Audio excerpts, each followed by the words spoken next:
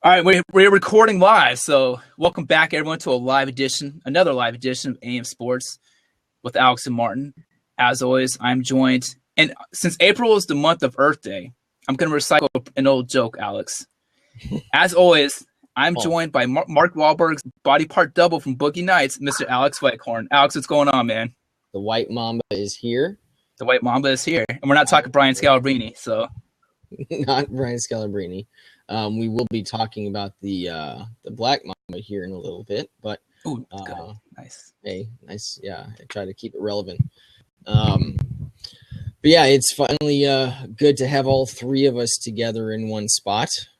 This has been in the process for a little bit, but good things come to those who wait. So I'm excited to finally get this one under our belts.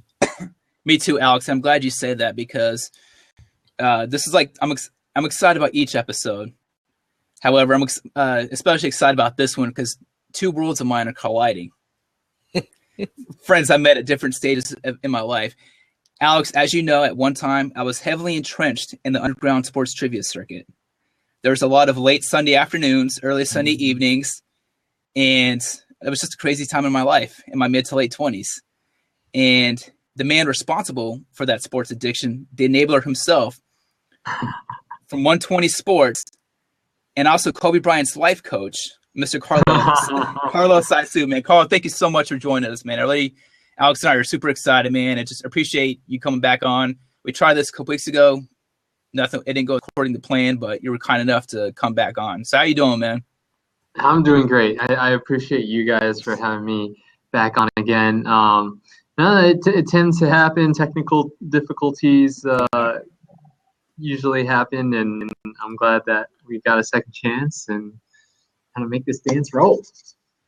So I guess first question I want to ask is, how are you doing emotionally? Because you are the biggest Kobe fan I know and a huge Laker fan. So, I mean, this is 20 years in the league. And how are you feeling, man?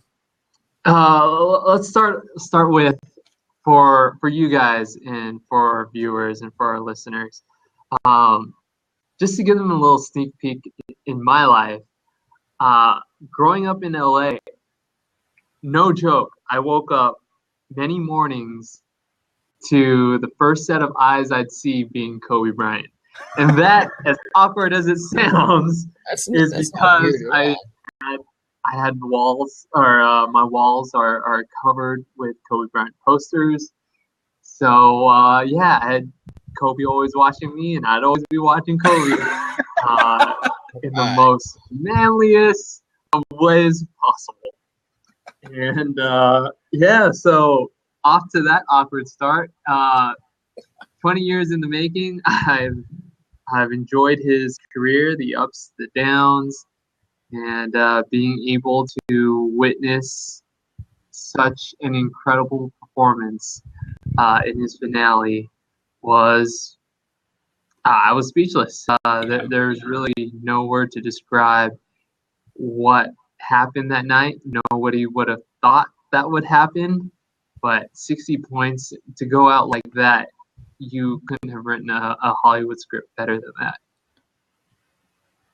Well, yeah, that sort of turned into the Hollywood script because being in LA, that would make a lot of sense.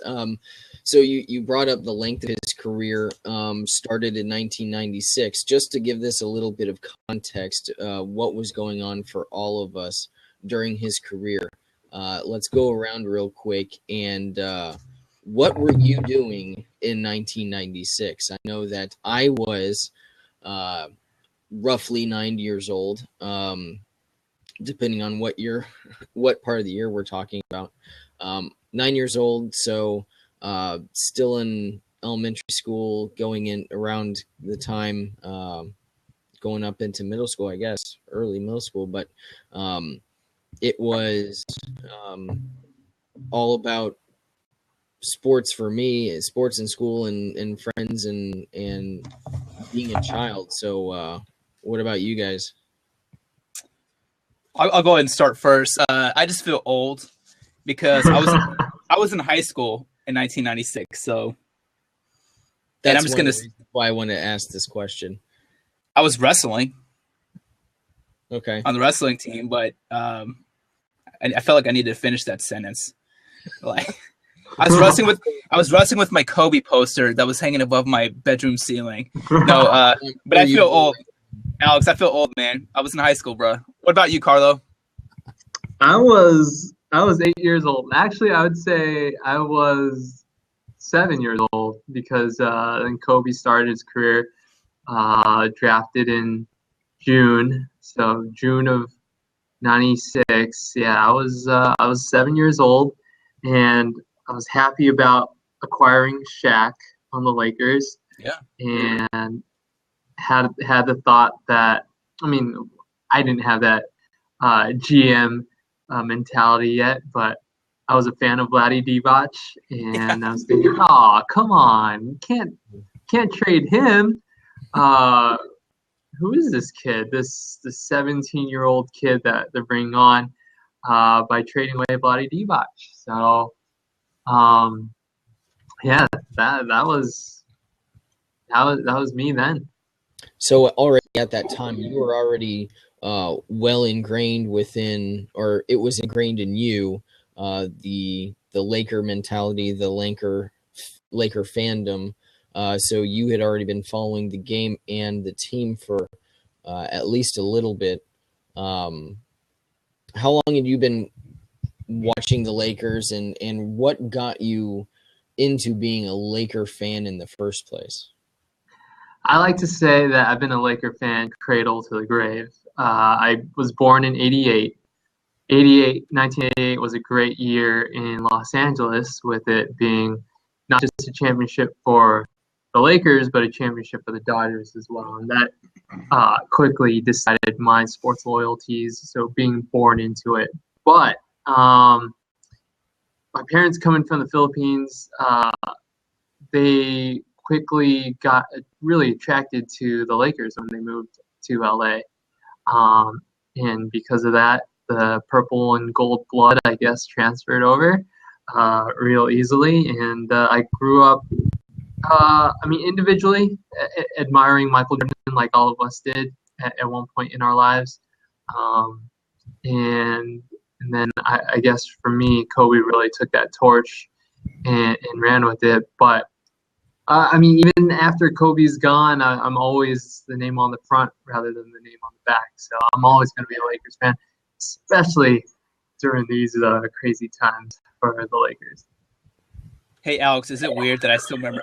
And Karlo, is it weird that I remember the starting five for the Lakers back in 1988? Is that weird? Go for it. All right. Well, Magic Johnson obviously at the point. Magic Johnson and Byron Scott at the guards, the two guards. James Worthy at the three. I think AC Green was at the 4, and of course Kareem at the 5. Correct. 6 men. Rain Man. I'm gonna say 6. Well, there's a couple guys. As far as like probably Michael Cooper, but There you go. yeah. But it was like Kurt Rambis, and of course I'm not sure if Michael Thompson was still playing for him. But I know that's weird. So Yeah, Michael Thompson was still also with that squad, but it was Coop. Yeah, Coop was mainly their 6-man. I think Coop did win the 6-man award that year too. So switching gears a little bit, and just and obviously, but still staying on Lakers and Kobe. The Lakers are certainly basketball royalty when you talk about the Celtics and the Lakers. A big thing for Kobe Bryant on his farewell tour this year was changing sneakers or giving his game-worn sneakers to other players. What would a pair of game-worn sneakers from Kobe Bryant mean to you? If he just get, hey, Karlo, thanks for being a great fan. Signed Black Mamba.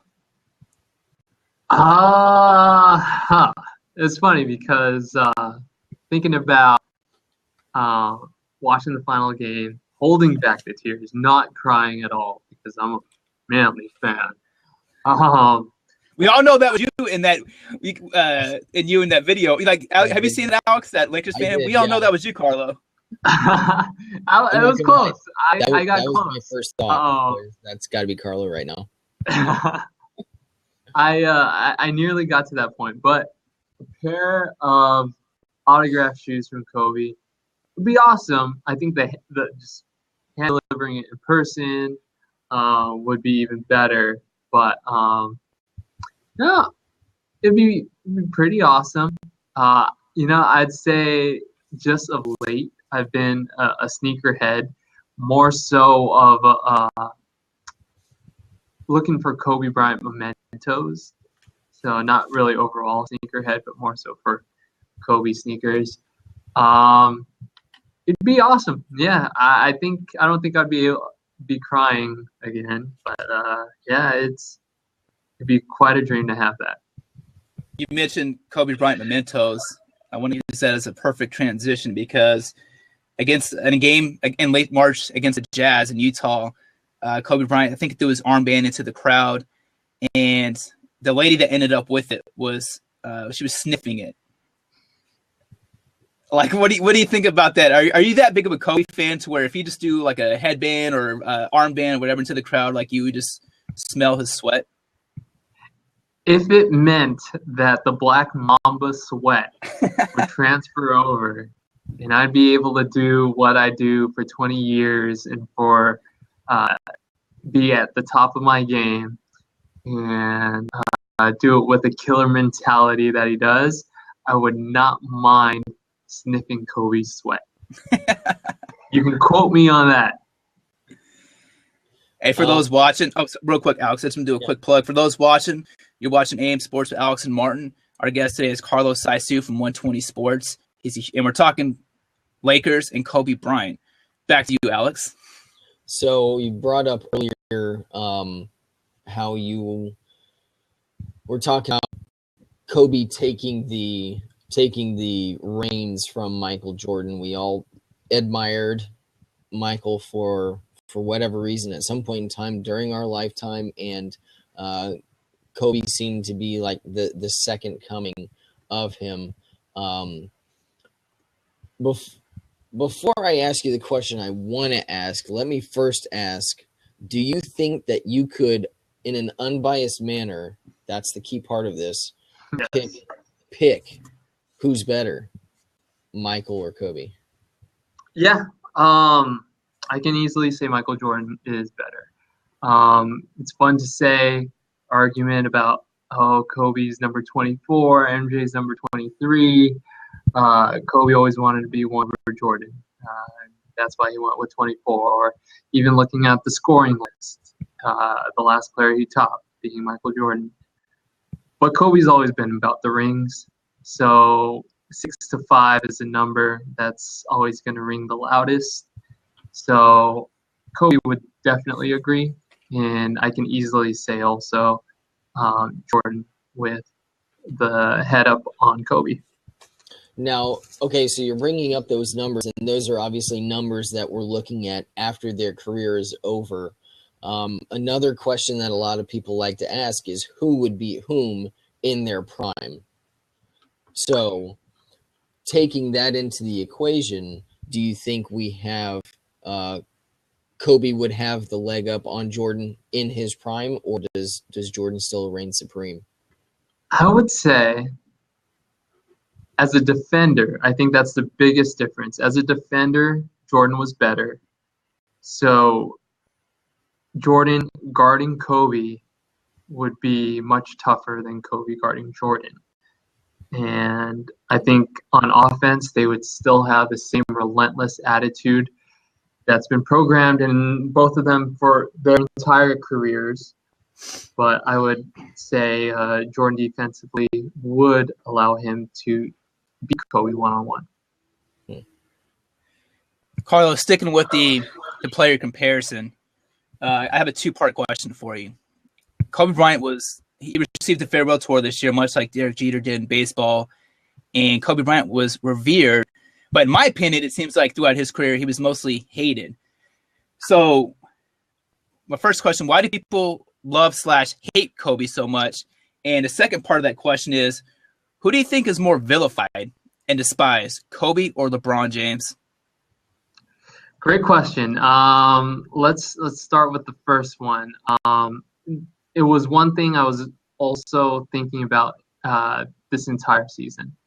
Why is Kobe hated? And actually, I brought it up in meetings with bosses, and especially with certain teams. Right. Why does this team have the right to boo Kobe? One thing is he had a history of beating a whole lot of teams, and that's what happens when you play for 20 years in your career. All the highlights of being Portland Trailblazers, the Sacramento Kings, of course, the Celtics, and that storied rivalry. Buzzer shots against the Heat, against the Grizzlies, this and that team. You can keep on going. Sadly, I think one reason why Kobe gets a lot of riff is Colorado, which we all know happened in 2004. Thinking to that, 2004, that was 12 years ago, more than a decade ago. Yeah, Alex, I know, looking at you, the way you're thinking about it, wow, how long ago that was. Yeah. With that being 2012, and people continuing to bring that up as if it was yesterday, still confuses me, especially when there's a whole lot of athletes who made their own mistakes as well. Yeah. Ironically, this D'Angelo Russell story that came out late in the season brought in another angle why Kobe was hated, and it was that whole Kobe and Shaq debacle with Kobe mentioning in custody in to the cops that, hey, Shaq's gotten away with this too.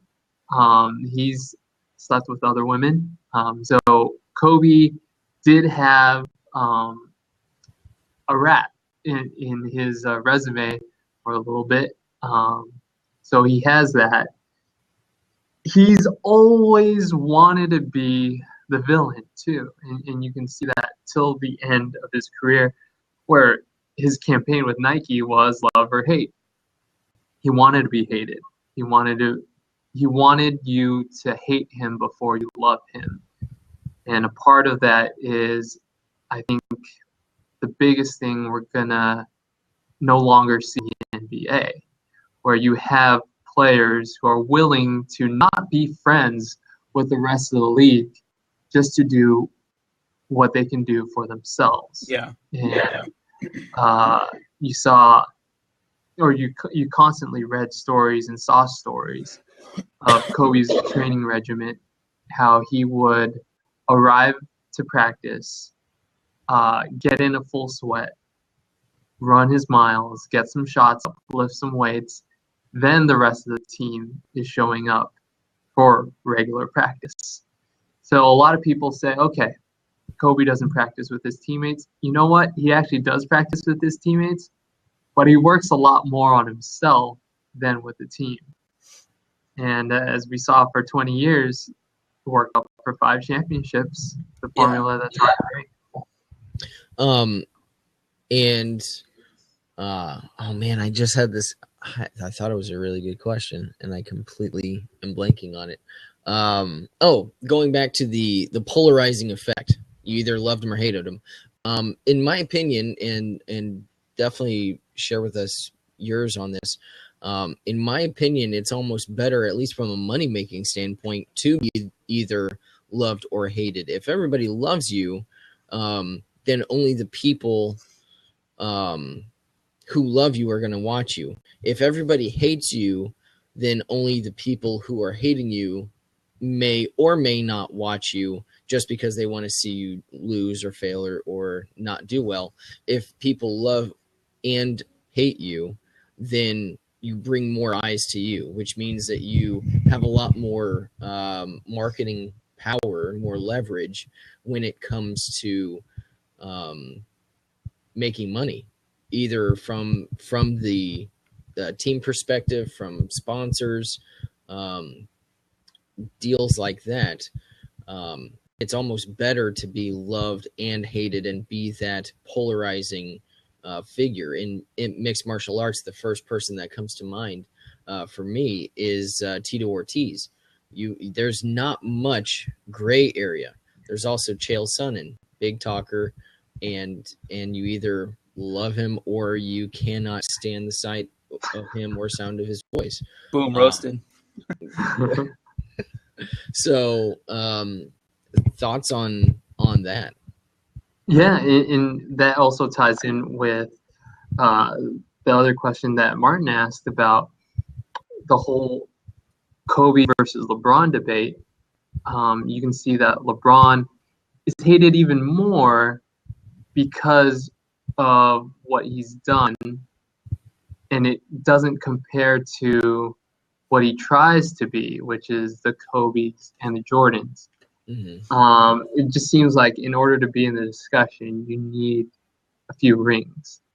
And LeBron, his ring count, he has 2 with the Heat. 2. Yeah. And none with the Cavs. So for him to not carry that loyalty factor, maybe that MJ had with the Bulls with 6 rings, and Kobe's had with the Lakers with 5 rings, obviously. LeBron is not looked at in that matter. But also, Alex, like you mentioned, he's so polarizing because fans and players love him because he's a different kind of player. He may not win or may not be that individual scorer that Kobe and Jordan were, but he's also a triple-double player, maybe more like a Magic Johnson. But he doesn't have that joyful, charismatic personality that Magic has. Yeah. So he can't even be compared to Magic. So, yeah, I mean, it is what we love to do, and why we talk about sports is comparing this star and that star, this name and that name. But a lot of what LeBron's been doing in his career, which is crazy to believe, is entering 13 years already. Yeah. It doesn't do the progress of what we've seen in Jordan's history, in Kobe's history, in Magic's history. But he's blazing himself a pretty awesome trail also. Sure, yeah. He has, I think, another 6 years or so. Because both Kobe and LeBron, obviously coming out of high school to play, LeBron's 31, Kobe is 37. So it's right about, well, by this time, Kobe, how many rings did Kobe have? At 31, he had 31. he had 3 rings. So he had 3 rings. Well, like right when he was 31, 32, that's when the Lakers went to those 3 straight finals again, and against Boston and Orlando. So it's around that time. He was around 32, I guess. Yeah, and one thing I found interesting, though, is Kobe only has 1 NBA MVP award. LeBron, at this point in time, has 4. But then again, what matters more, MVPs or titles? And I think everybody's pretty much in the same vein as Kobe, in the sense that the rings are what matter more. But to me, I've always been of the personal thought process. A lot of people don't like to necessarily, as an athlete, play for an individual award. They don't feel they mean quite as much as a championship, and that makes sense. But does it make sense that if an individual plays for a particular individual award, chances are that means that the team is going to be getting the best from that player, right? So to me, individual awards, if everybody's trying for those, then you get a better collective effort. Correct me if I'm wrong, if you guys feel the same or differently on that, but that's my thought process on that. Martin, do you want to say something? No, same thing. I just go ahead, Karlo. For me personally, I'm always been a fan of more winning championships than individual awards. And you look at someone like Robert Horry, who not like necessarily a marquee name, but he has like 7 rings. Or even Steve Kerr. Steve Kerr's a perfect example. The 3 rings with Chicago, and then he goes to San Antonio afterwards, and wins a couple more. So, but what do you think, Karlo?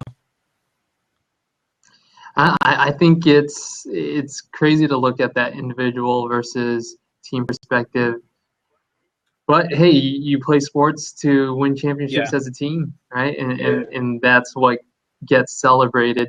That's what you get the parade for. That's what you have the celebration for at the end of the season. And then that's where the banners and the rings come and trophies come.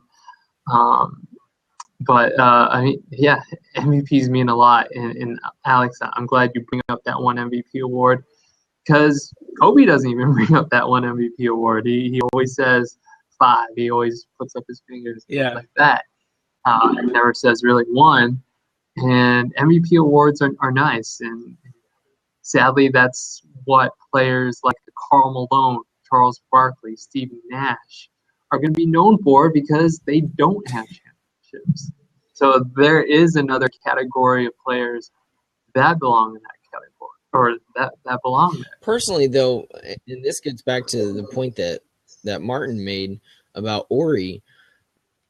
Yeah, you may have 7 championships, which he does, but you also look at how much he contributed to those championships. He has 7 championships. If you're looking at Wikipedia, the only other career highlight / award he has is that he was on the NBA All-Rookie second team in 1993. Wow, great pull. And he has my man, and he has less than 8,000 total points scored in his career. But you're looking at Kobe Bryant, who has over 33,000. Michael Jordan has over 34,000. And but he has more championship rings than both of those players. So it's also a matter of timing in that sense as well, because everybody on the team gets the ring no matter what. So that's why I'm a little bit more skeptical. God, I can't even talk right now. Skeptical right now about the straight up numbers of championships. You have to look at how much did they provide towards the achievement of those championships as well, in my opinion. You know, earlier we were talking about, and Karlo, you talked about Michael Jordan, and Alex asked some questions about that, the comparisons, and LeBron James. And there's a lot of links and comparisons between those 3 players. But for me personally, one link I always like to think about or acknowledge is the fact that those 3 players were from considered the 3 best NBA draft classes ever, with Michael Jordan coming out in 1984, LeBron James in 2003, and of course Kobe Bryant in 1996. But just what do you think about, like, when you go back and look at that 96 draft class, there's 3 MVPs from that draft class with Steve Nash and Allen Iverson. But just what do you think about those overall, like that overall 96 draft class? Because when you go back and look, there's a lot of solid NBA players who had some pretty decent careers. I'm always reminiscent about the 96 draft class because at that time I was a hard basketball card collector. Not just basketball, actually. Basketball, baseball, football. I really got into my heyday of collecting basketball cards or just sports cards in general. The only draft class that I ever got a box of cards of was the 96 draft class. So not a bad class to have draft cards or rookie cards of. But I still had a picture, or I still have a basketball card that says Kobe Bryant, Lower Merion, Charlotte Hornets on it. So that's up there for prized possessions.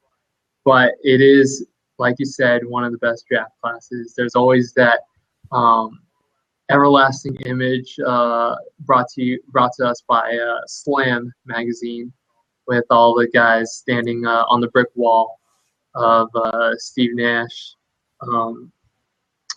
Allen Iverson, Kobe, Kerry Kittles. Antoine Walker, your coworker, was in that same draft class, right? Antoine Walker on the far right of that image. And it's one of the favorite images from that class.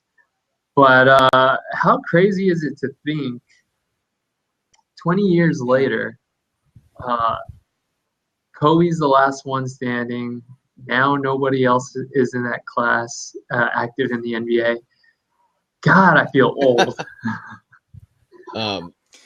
I feel so old now that class is gone. Just saying real quick, I was born in Lexington, Kentucky, and I lived there till I was 12. So for me, Antoine Walker was one of the bigger names that I was familiar with coming out of UK. I'd been watching him for his freshman and sophomore years at UK playing. So that was a name that I was always very familiar with. Who would you say, just for ha-has, since we're looking at the 96 draft, yes, now that Kobe's gone, he was the 13th overall pick. You take him out of that. Who is the best player of that 96 draft?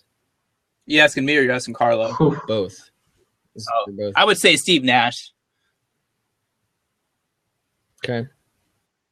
I mean, you can argue. I think it's a debate between 2 or 3 players, and I think it is Steve Nash versus Allen Iverson.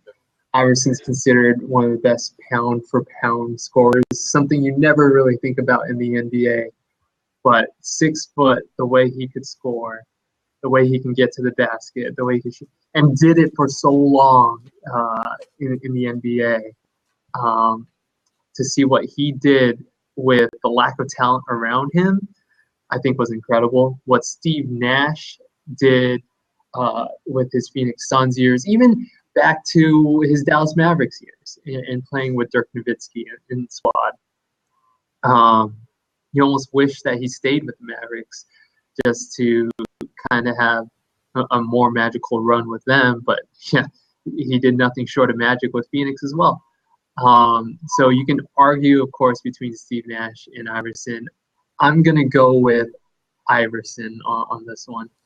That's a good question, Alex. And they're so different guard-wise, because the 3 marquee players in that draft were, of course, again, Iverson, Nash, and Kobe.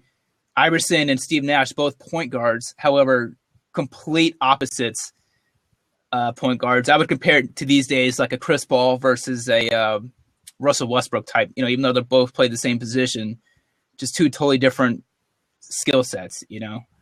Where Steve Nash could score, but he was better at distributing the ball, where Allen Iverson was a straight scorer. So I always think about the teams that passed on those players, especially the number, like, let's say the Lakers had, or the Hornets picked at 13. So the number 12, actually it was Vitaly Potapenko was number 12 pick in that draft. So it's just the Cavs drafted him, but just how much the NBA could have changed had, someone else drafted Kobe out of that before number 13. But one thing to look about at that draft class, names that we've just said: Allen Iverson, one of the best scorers ever in the NBA. Ray Allen, a name we haven't brought up yet, one of the best shooters in the NBA. Number 2 was Marcus Camby, one of the best shot blockers. And then Kobe, of course, and then, of course, Steve Nash, one of the best passers in the NBA. So just from that class, the number 3 pick, it's amazing. The Grizzlies, Vancouver Grizzlies at that time, I believe, had the number 3 pick, and they drafted Sharif Abdur-Rahim, and at the time, he was such a solid prospect and such hyped up, and of course, he didn't pan out as well. And we talked about Nash, Iverson, Kobe, and of course, guys like even Ray Allen, Peja Stojakovic. He was the pick after Kobe. I remember that. And for him, you think about those late 90s, early 2000s, those Kings-Lakers series. And, Stojakovic was on those Kings, or as Shaq called them, the Sacramento Queens. But, it's just how one draft determines the landscape of the NBA. It's a pretty cool thing. Lakers also had Derek Fisher in that draft. Yeah, one of the best triangle coaches, I guess, in terms of relationships and romance. You can consider that too. But even Alex, like you said, with Antoine Walker and with Martin, you're talking about Sharif Abdur-Rahim. Those are 2 guys who probably gave way to the stretch 4, which is a vital part of the NBA now. So, very revolutionary draft class, to say. Boston took Antoine Walker in that draft, and I believe it was the next year when they drafted Paul Pierce, and just 2 fantastic players. I loved watching those Celtics teams. I think they kind of peaked I think they might have went to the Eastern Conference Finals one year, but Just two solid players. Alex, unless you have any more questions, I have one more question for you. Do go ahead, man. Because I have one more question for Karlo, but I want that to be the final. Okay. The final thing. Hopefully, no, you have as many questions you want, but yeah. The last question I have, Karlo, it's a little fun game I want to play. Okay. With him. So, right, so it's not the one that I'm asking. I'm not taking your final. No. From you. All right. So Kobe's gone. Now what? Great question. Lakers have a lot of work to do. It's a scary thought, especially knowing that the direction of your franchise is, forget even free agency. It's going to be decided on ping pong balls. Yeah. And a lot of what happened this season was reasoned out because that the Lakers have a top 3 protected draft pick.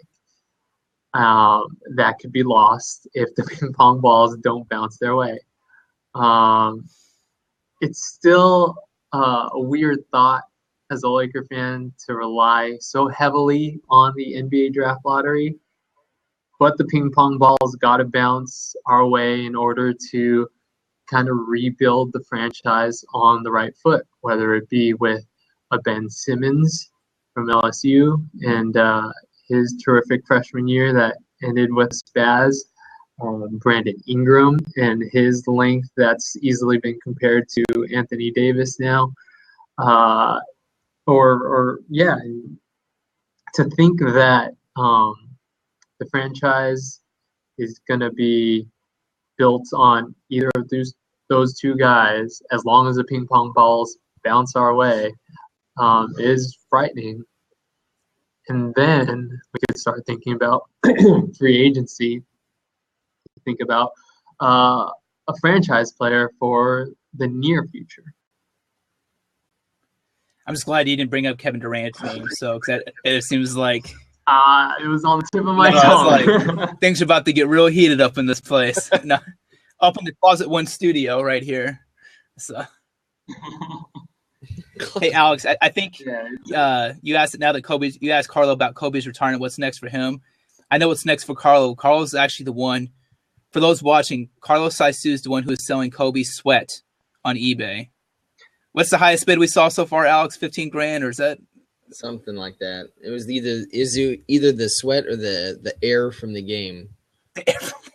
Yeah. Yeah. I grabbed the Ziploc bag and I tried to capture as much air. Somebody beat me to it, actually. Sorry about that, Martin. Somebody got that $14,000 bid.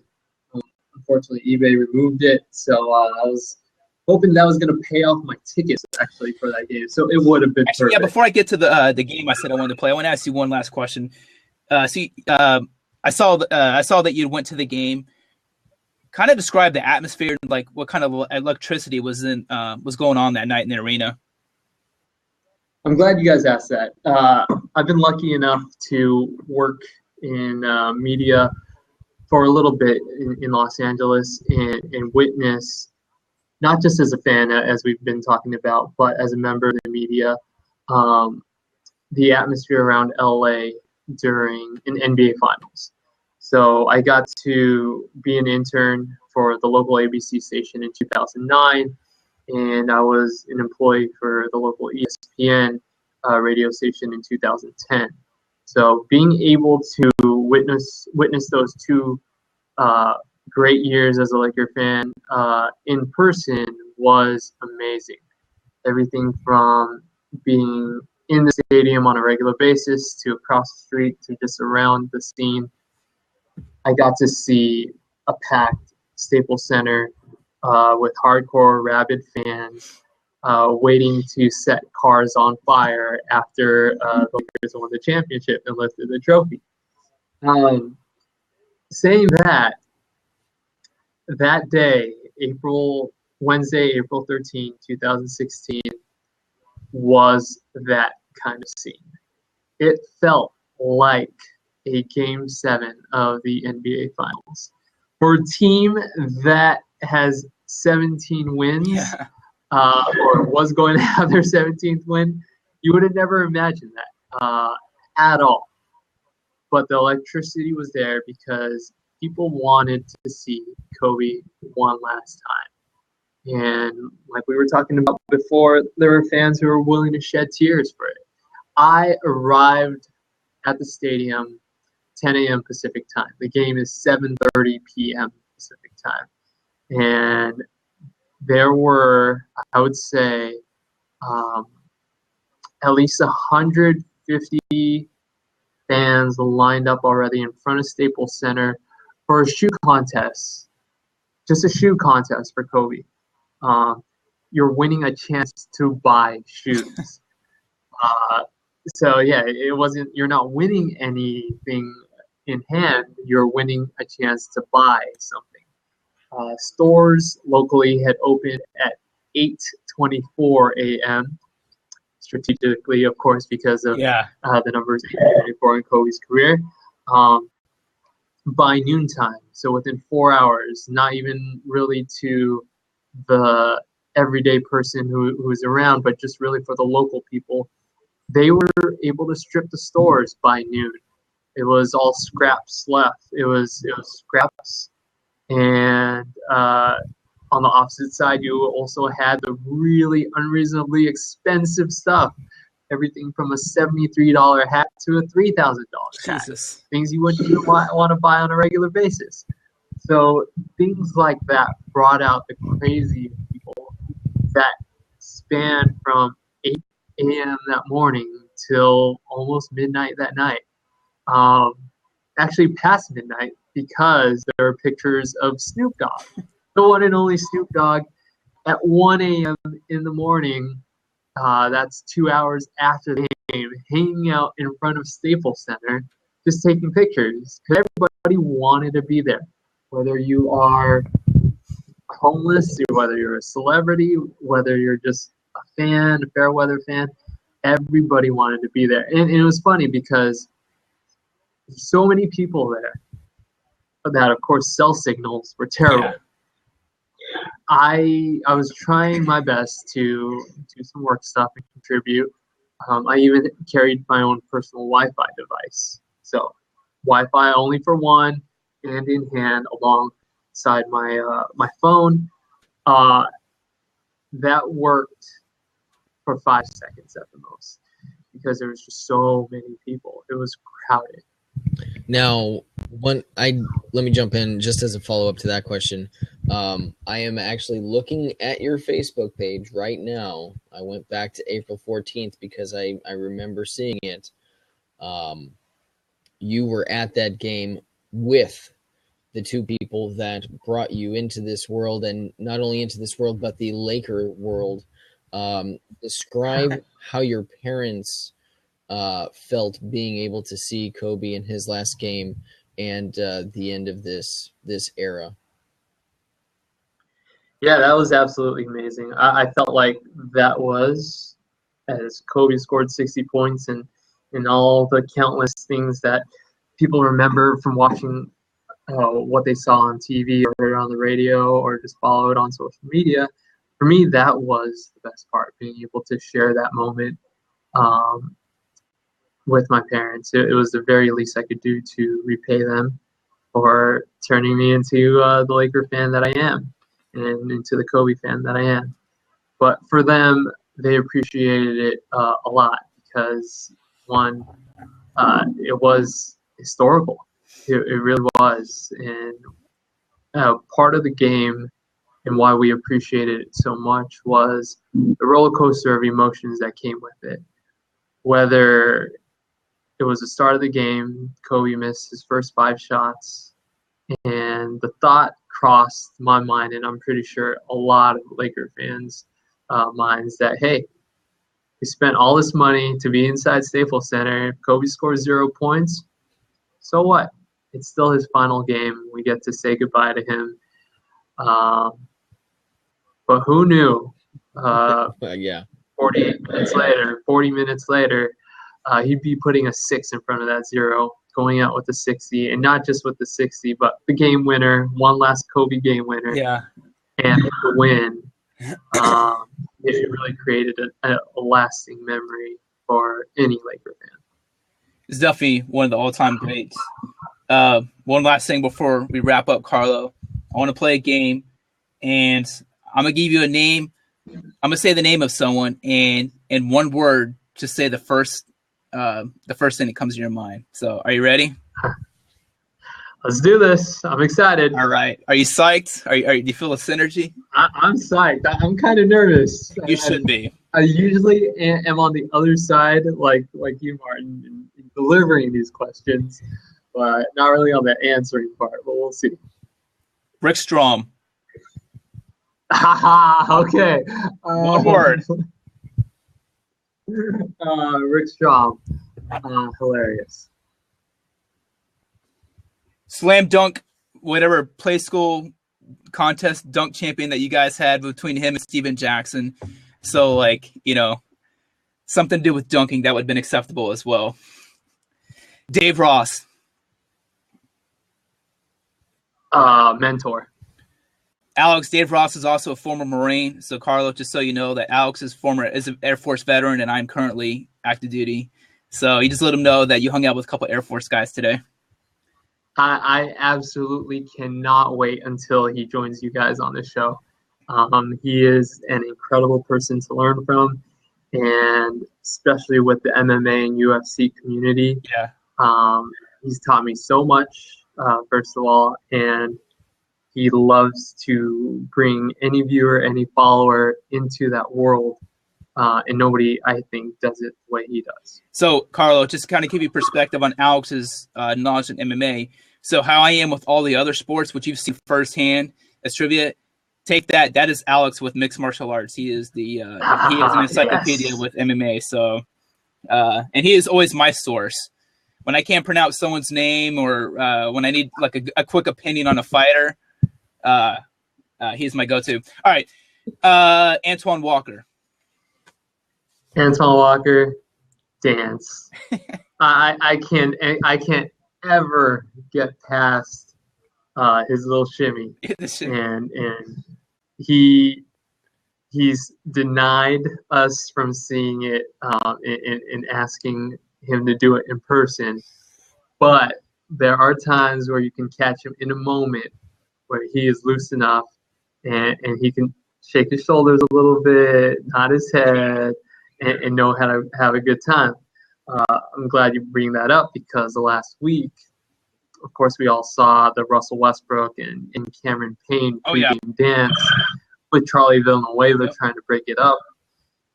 So we were comparing games 2 and games 3 with when the Mavericks broke it up, won the game. Mavericks did nothing in game 3 and then lost the game.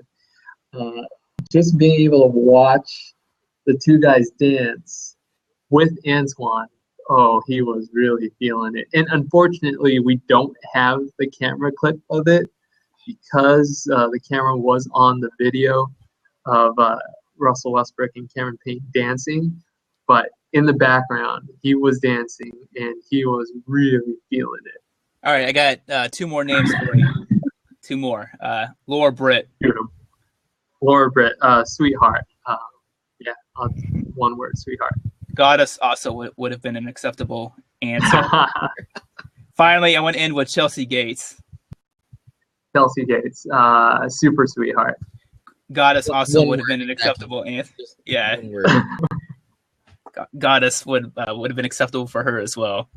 Hey, Karlo. Hey, we're lucky enough to work in an industry, especially when there's cameras involved, that there are very, very attractive people in our business. So I very much appreciate that. So, makes it easy on you guys, especially early Monday mornings. For a second there, I thought, are you at work right now by chance, like on a break or something? Or yes, I am in a room by myself. Okay, for a second, I thought when I said Chelsea Gates, and you looked off to the side. Well, actually, and I thought you were going she's actually standing right here, and I'm like, oh god, this is gonna be. Oh yeah, I mean, I can go give her a call if you want that. That'd be really awkward. So somebody's getting a little shy now. I'm about to say, maybe you should go do this. Yeah, see, there we go. Uh-oh. Alex, how's my sports trivia face? Yeah. Oh my God. Like my heart's racing. I was like, oh my God, I'd be so embarrassed. I thought you were like, oh, she's actually right here. You've been pranked. Rotate the computer around. Hey. Yeah, exactly. Yeah, let's turn this. Actually, I have one question Sure. for you guys. Uh-oh. Before we leave. I hate to bring it up at this time, but I mentioned passing the torch. Yeah. Things Jordan to Kobe. Who do you guys say the torch is passed on to now? This was a question that, one, I really wanted to ask Kobe. Yeah. Because, I mean, we got denied credentials over here at 120 Sports. But in the locker room, that is one question that I definitely would have wanted to ask, is somebody who saw himself throughout his career being compared to Michael Jordan, who will be looking at their career in the future saying, I am Kobe Bryant, I am Michael Jordan. Who is in that channel? For me personally, I don't know if there's anyone. There's no one I see right now that, because like Jordan and Kobe are on such a different level. Maybe the two closest players I would have to say are probably Durant and LeBron. But other than that, I can't think of anything. No one screams out at me. Honestly, I was gonna say, at first, when you're looking at just skill and capability wise, just the raw talent, he's also had more time to prove it, and that is LeBron. And then Durant was going to be the other one that I was thinking. He's 27 years old. He's got a little bit more time to continue to grow, and hopefully the team around him will be able to grow enough to help support that championship push. Obviously, there's a little bit of talent there that could blossom, and we could see some rings at some point in time. But supporting cast has a lot to do with that. Going back to timing as well. Is it the right time for them to be winning championships? Will they make some trades or get lucky in a draft to get him some more support, especially now that Harden's not on that team anymore, to help support him? So sorry. Sorry, Martin. Oh, that's still a bitter pill for Martin to swallow. Shots fired. No. So yeah, but it's really, really hard. We might be in a lull for a while. Yeah. LeBron, again, capability wise, would be the only one I would say to be able to pick up the torch. But there was, correct me if I'm wrong, but towards the end of Michael's career and the beginning of Kobe's career, there was a little bit of overlap, but not all that much. And LeBron and Kobe have played at the same time seemingly long enough where LeBron could be picking up the torch, but for how long? So it's almost like we're definitely going to see a lull in talent, and we won't have that one person or two people who are going to be at the top of the league and have this sort of attention like we've seen for superstars up to this point. So, that's definitely tough. A difficult question to try to answer. But hey, Karlo. Yeah, that's a good question. You must have done the sports thing before, Karlo. Yeah. A question like that. He worked for that 4-letter network, Alex. That whole thing. Yeah, it usually tends to happen. I am, and I'm curious what our viewers also our viewers and listeners have to add into thinking about that too. Hey, Karlo, if people want to find you, man, where can they look you up? You guys can find me on Twitter, Karlo Saisu. A little confusing, but Karlo with a K, Karlo SYSU. I'm on Facebook as well, Karlo space Saisu, SYSU. On Instagram, I'm on Camera Karlo, both with a K, Camera with a K, Karlo with a K. But you can also find me on 120 Sports, where I'm lucky enough to have an opportunity to talk sports like you guys, and I appreciate that very much. Cool. I got to get going because I have a lunch date with Chelsea Gates. But hey, Karlo, thank you so much for joining the show, man. Again, I really appreciate it. And Alex and I were really excited we were talking before he came on. You just I was explaining our history, how we met each other, and The stars aligned, and it was fate from the very beginning.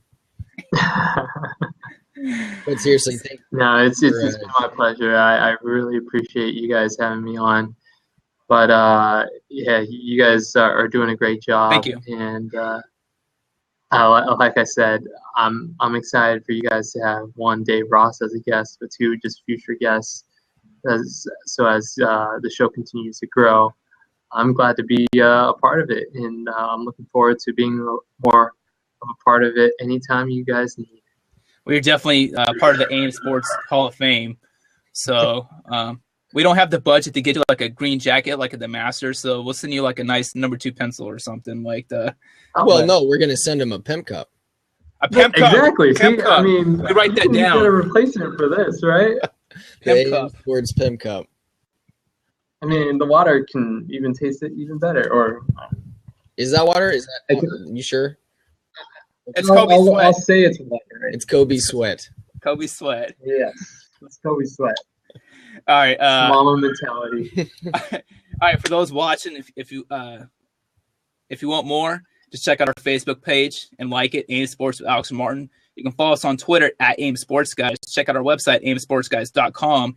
And also go to YouTube. You can watch all our past videos, and you can watch the replay of this one. Just go to YouTube and just search for AIM Sports with Alex and Martin. It's a channel that I created. And, yeah, thanks for watching, everyone. Take care.